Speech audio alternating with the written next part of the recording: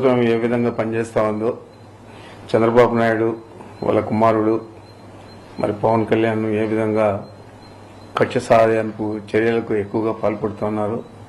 గతంలో కూడా ఇదే మిథున్ రెడ్డిని అప్పుడు ఎంపీగా ఉన్న తరుణంలో ఎయిర్పోర్ట్లో ప్యాసింజర్లందరినీ కూడా ఇంటర్నేషనల్ ప్యాసింజర్లందరినీ కూడా వదిలేసి ఎయిర్ ఇండియా ఫ్లైట్ వెళ్ళిపోతే ఆ ఎయిర్ ఇండియా మేనేజర్ను నిలదీసినందుకు కొట్టాడని చెప్పి తప్పుడు కేసు పెట్టి అప్పుడు కూడా అరెస్ట్ చేశారు. మరి అది తప్పుడు కేసు అని తేలిపోయింది. ఆ చెప్పిన సాక్షులందరూ కూడా మేము చంద్రబాబు ప్రోద్బలంతో చెప్పాల్సి వచ్చిందని చెప్పి ఆ రోజు చెప్పారు. అధికారాన్ని అడ్డం పెట్టుకొని చంద్రబాబు ముఖ్యమంత్రిగా ఆ రోజు వ్యవహారం తీరు ఏ విధంగా ప్రజలందరూ కూడా గ్రహించారో మనమంతా కూడా చూశాము. ఇది చంద్రబాబు నాయుడు చేసిన చాలా తప్పుడు కేసును పెట్టి ఒక పార్లమెంట్ సభ్యుడిని ఈ విధంగా వేధించారని చెప్పారు.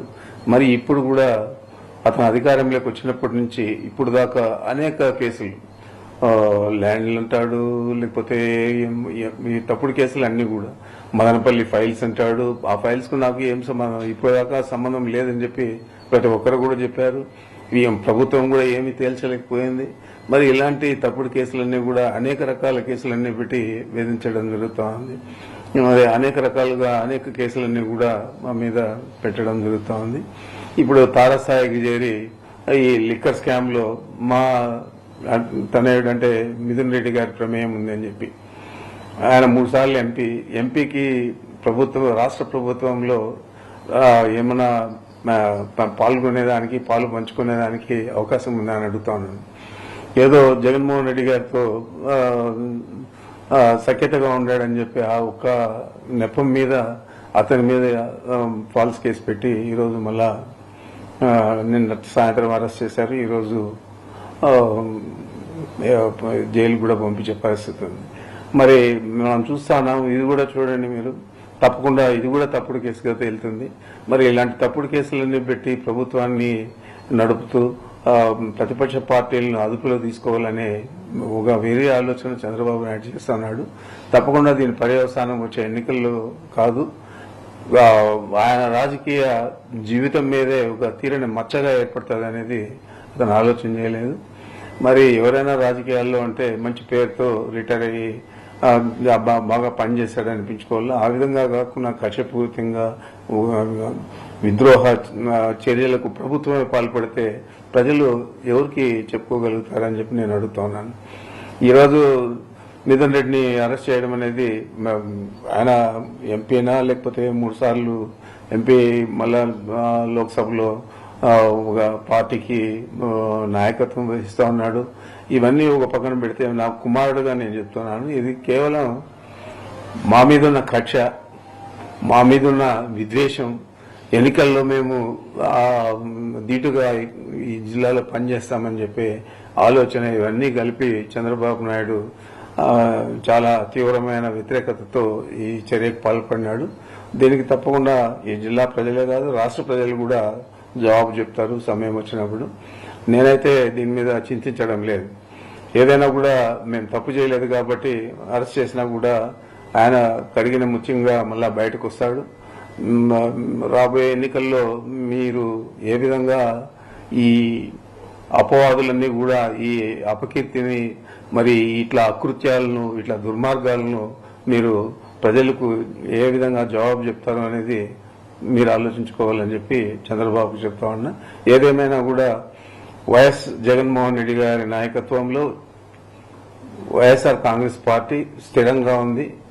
చాలా పట్టుదలగా ఇప్పుడు ప్రజలందరూ కూడా ఈ పార్టీని గెలిపేయాలని ఆలోచన చేస్తూ ఉన్నారు.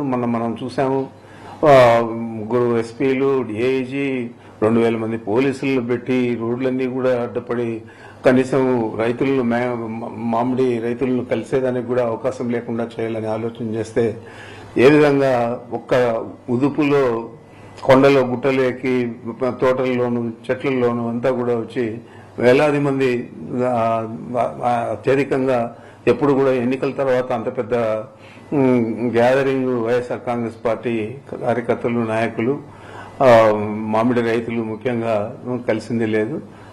ఈ విధంగానే రాబోయే రోజుల్లో ఇంకా ఎక్కువగా వైఎస్ఆర్ కాంగ్రెస్ పార్టీ మీద అభిమానము, ప్రేమ జనాలలో పెరుగుతున్నాయి. కాబట్టి జగన్మోహన్ రెడ్డి గారు చెప్పినవన్నీ చేశాడు.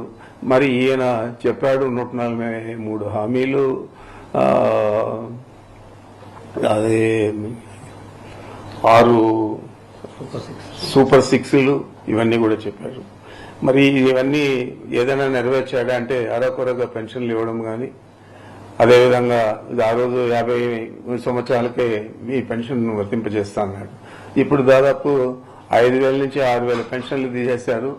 మరి అదేవిధంగా కొంతమందికి ఒక్కొక్క సిలిండర్ ఇచ్చి సర్ది పెట్టేశారు మొదటి సంవత్సరం. మరి ఈ సంవత్సరం ఏం చేస్తారో మనకు తెలియదు. అదేవిధంగా మొన్న తల్లికి వందనం అని చెప్పి ఇచ్చారు. 13,000 చిల్లర కోట్లు కావాల్సి వస్తే కేవలం బడ్జెట్ లో 8,000 చిల్లర పెట్టి ఇచ్చిందేమో 3,000 చిల్లర కోట్లు మాత్రమే ఇచ్చారు. మరి ఇది ప్రజలందరూ కూడా చూస్తా ఉన్నారు, ఇచ్చిన హామీలు నెరవేరుస్తా ఉన్నారా లేదా అని. మరి ఏ విధంగా మీరు ఒక సంవత్సరంలో ఎవరిని కూడా పట్టించుకోకుండా, ఏ హామీలు నెరవేర్చకుండా మహిళలను, రైతులను, పురుషులను, విద్యార్థులను, నిరుద్యోగులను అందరినీ కూడా మోసం చేశారు. మరి ఇదంతా కూడా కప్పిపుచ్చుకోవాలని చెప్పి ఈ లిక్కర్ స్కామ్ అని ఇంకోటని తీసుకొచ్చి ప్రధానమైన పార్టీకి పట్టుకొమ్మలుగా ఉన్న నాయకులందరినీ కూడా మీరు అరెస్ట్ చేసే పరిస్థితులకి దిగజారంటే మీ ప్రభుత్వం పనితీరు ఏ విధంగా ఉందో, మీ పెర్ఫార్మెన్స్ ఏ విధంగా ఉందో, మీరు పార్టీని ఏ విధంగా నడపాలనుకున్నారో, ఒక దుర్మార్గంగా అణచివేత ధోరణిలో నడపాలనుకుంటా ఉన్నారు. మనం చూసాము, చాలా మంది నియంత్రణలంతా కూడా దేశాలు వదిలి పారిపోయిన పరిస్థితులు ఉన్నాయి. కొంతమంది అయితే స్వయంగా వారే సూసైడ్లు చేసుకున్న పరిస్థితులు కూడా ఉన్నాయి. మరి ఆ నియంత్రణ కంటే మీరేం పెద్ద నియంత్రణలు కాదు. మరి మీ పరిస్థితి ఏ విధంగా ఉంటుందో వచ్చే ఎన్నికల్లో చూద్దామని చెప్పి తెలియజేస్తాను.